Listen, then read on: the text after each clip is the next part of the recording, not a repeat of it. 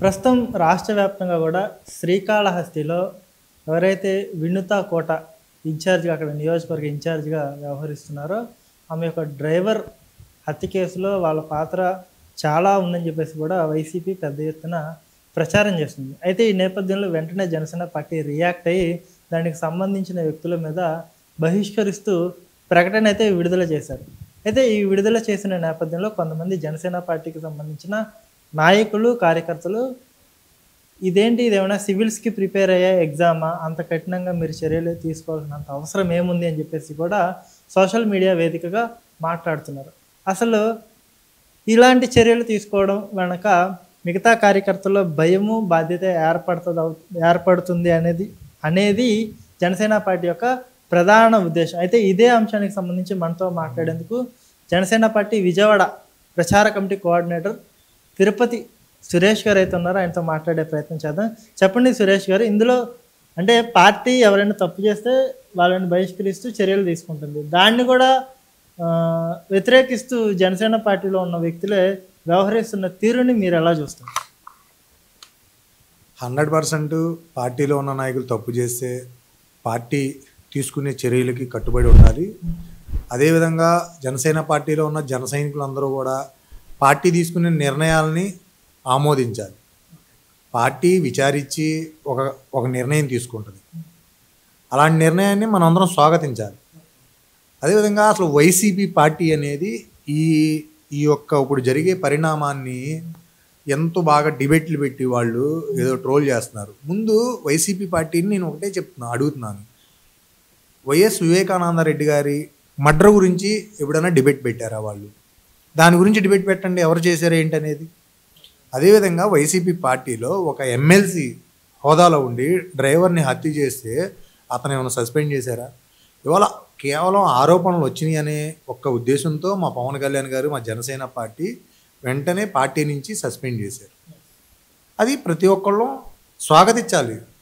Party ఏ నిర్ణయం తీసుకుంటే ఆ నిర్ణయాన్ని జన సైనికులు, జనసేన పార్టీ కార్యకర్తలు, నాయకులు కూడా స్వాగతించాలని చెప్పి నేను కోరుకుంటున్నాను. అంటే ఎందుకని ఈ నేపథ్యంలో చాలామంది కార్యకర్తలు కూడా ఆవేదన వ్యక్తం చేస్తున్నారు. అంటే మా వల్లే పవన్ కళ్యాణ్ గారు డిప్యూటీ సీఎం అయ్యారు, మా వల్లే పార్టీ గెలిచింది, మా వల్లే ఇదంతా జరిగింది, మేము కష్టపడడం వల్ల ఇదంతా జరిగిందని చెప్పేసి కూడా అక్కడక్కడ కొంతమంది సెల్ఫ్ డబ్బా కొట్టుకుంటున్న పరిస్థితి కూడా ఉంది. అసలు దీని గురించి క్లారిటీ ఇవ్వాలంటే మీరేం చెప్తారు? మీరు చెప్పింది మీరు చెప్పారు. చాలామంది మా వల్లే ఈ పార్టీ నిలబడింది, నేను లేకపోతే పార్టీ లేదన్నట్టు మీరు చెప్పినట్టు చాలామంది సెల్ఫ్ డబ్బాలు కొట్టుకుంటున్నారు. ఇలాంటి సెల్ఫ్ డబ్బా కొట్టుకునే నాయకులకు కానీ కార్యకర్తలకు కానీ నేను ఒకటే చెప్తాను, పవన్ కళ్యాణ్ గారు అనే వ్యక్తి లేకపోతే వీళ్ళు ఎవరో ఎవరికి తెలియని కూడా తెలియదు. జనసేన పార్టీ అనేది లేకపోతే వీళ్ళు కనీసం నలుగురికి కూడా తెలియదు.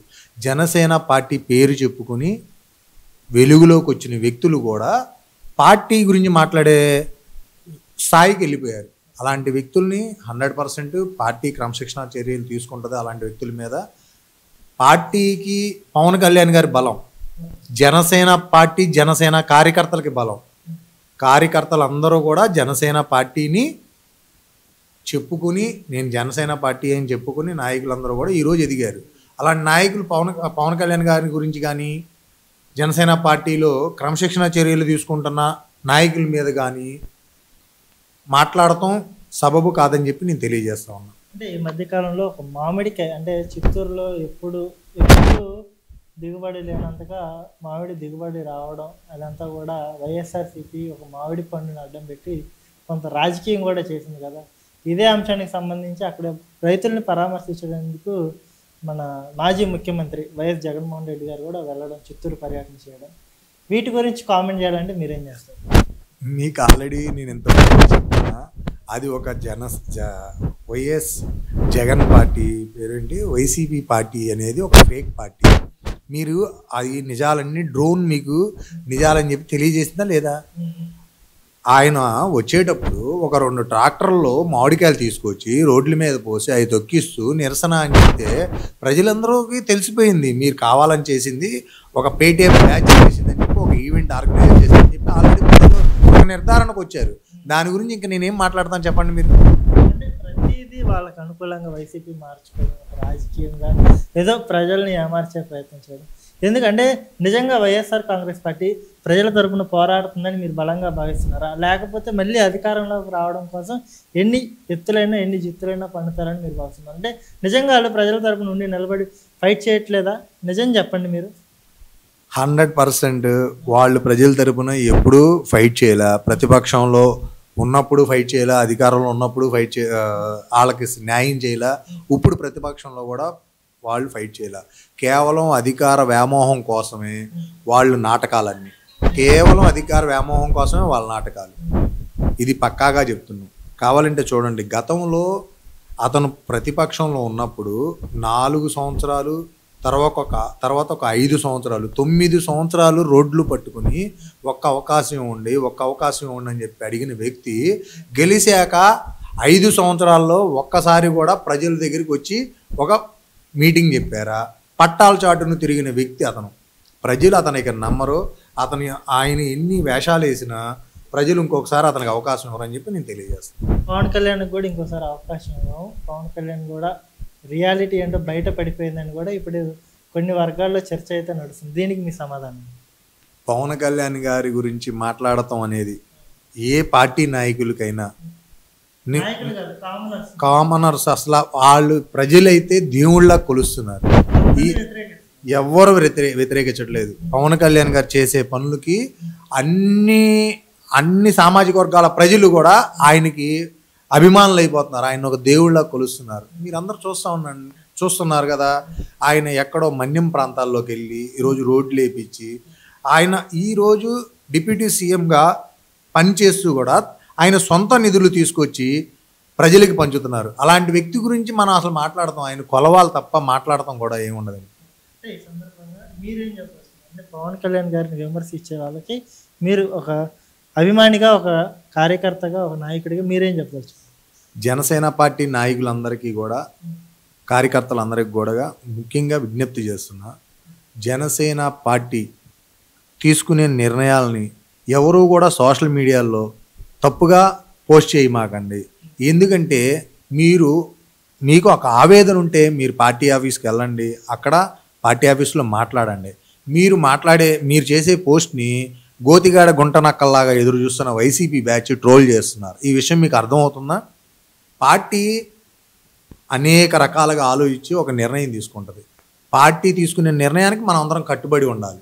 అంతేగాని దాన్ని విమర్శిస్తూ ఇలా చేశారు అలా చేశారని చెప్పి పోస్ట్ పెట్టకూడదని చెప్పి జనసేన నాయకులందరినీ కూడా విజ్ఞప్తి చేస్తున్నా, కార్యకర్తలందరూ కూడా విజ్ఞప్తి చేస్తున్నా. తప్పుగా తీసుకోమాకండి. నేను చెప్పేది మన పార్టీ, మన ఇంట్లోనే మన చేతికున్న 5 ఏళ్లే కరెక్ట్గా ఉండవు, ఇది సమానంగా ఉండవు.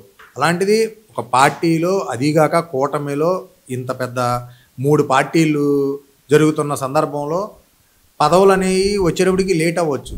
మీరందరూ ఒకటి గమనించారా? పవన్ కళ్యాణ్ గారు అనే వ్యక్తి ఆయన స్టార్డమ్ను వదిలేసుకుని 10-15 సంవత్సరాలు ప్రజల సంక్షేమం కోసమే పనిచేయాలి, మనం పార్టీ పెట్టి ప్రశ్నించి ఈ రోజున అధికారంలోకి వచ్చి ఎంతోమందికి ప్రజాసేవ చేస్తున్నారు.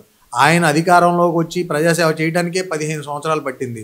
ఆయన తలుసుకుంటే కోట్ల రూపాయలు వచ్చే టైంలో ఆయన స్టార్డమ్ను అంత పక్కన పెట్టి పార్టీని పెట్టి ఎంతోమంది ఎదవలతో మాటలు పడి అవమానపడి ఈ రోజున ఆయన నిలబడి ప్రజాసేవ చేస్తున్నారు. అలాంటి వ్యక్తిని మనమా ప్రశ్నిస్తుంది? ఇది సోషల్ మీడియాలో ఎవరో ఏదో జరిగిందంటే 100% ఏదో ఒకటి జరిగితేనే కదా పార్టీ నిర్ణయం తీసుకునేది. అంతా నిన్నగాక మొన్న వచ్చి గట్టిగా 4 సంవత్సరాలు 3 సంవత్సరాలు పనిచేసి నేనే పార్టీకి పనిచేసా, నేనే అది చేశా, నేనే పార్టీకి మొత్తం. పవన్ కళ్యాణ్ గారు చెప్పిన మాట వినాలి. పవన్ కళ్యాణ్ గారు చేసింది కరెక్టు, పవన్ కళ్యాణ్ గారు చెప్పేవన్నీ కూడా కరెక్టు. ఈ రోజున తీసుకుంటే అమరావతి రాజధానిలో ఇంకొక 40 ఎకరాలు అవసరం అని చెప్పంటే పవన్ కళ్యాణ్ గారు డెఫినెట్గా అంత అవసరం లేదని చెప్పి 40,000 ఎకరాలు అవసరమా అని మళ్ళీ ఇంకా అమరావతి నిర్మాణంలో కావాలని చెప్పి చేయాలనే ప్రపోజల్ వస్తే అంత అవసరం లేదు ఉన్న దాంట్లోనో లేకపోతే ఏదో మాట్లాడారని ఒక న్యూస్ బయటకు వచ్చింది. అంటే పవన్ కళ్యాణ్ గారికి ఎప్పుడు మంచి చేస్తారు, ప్రజా సంక్షేమం కోసమే ఆలోచిస్తారని చెప్పి జనసేన పార్టీ నాయకులు కాదు కార్యకర్తలందరూ బలంగా నమ్మాలి. ఆ రోజున పవన్ కళ్యాణ్ గారు చెప్పారు, ఆయన్ని నమ్మి ఉండేవాళ్ళే పార్టీలో ఉండండి, 25 సంవత్సరాల భవిష్యత్తు కోసం ఉండేవాళ్ళే పార్టీలో ఉండండి అని చెప్పి. ఈరోజు 4 రోజుల్లో ఈ సంవత్సరం అవ్వలేదు అధికారంలోకి వచ్చి అప్పుడే నాకు పదవులు వేయలేదు, నాకు ఇది వేయలేదు, నేను ఇది వేయలేదు అని చెప్పి ఎవరికాళ్ళు సోషల్ మీడియా ఉందని చెప్పి పోస్ట్ చేస్తే అది తప్పని చెప్పి నేను భావిస్తూ ఉన్నాను.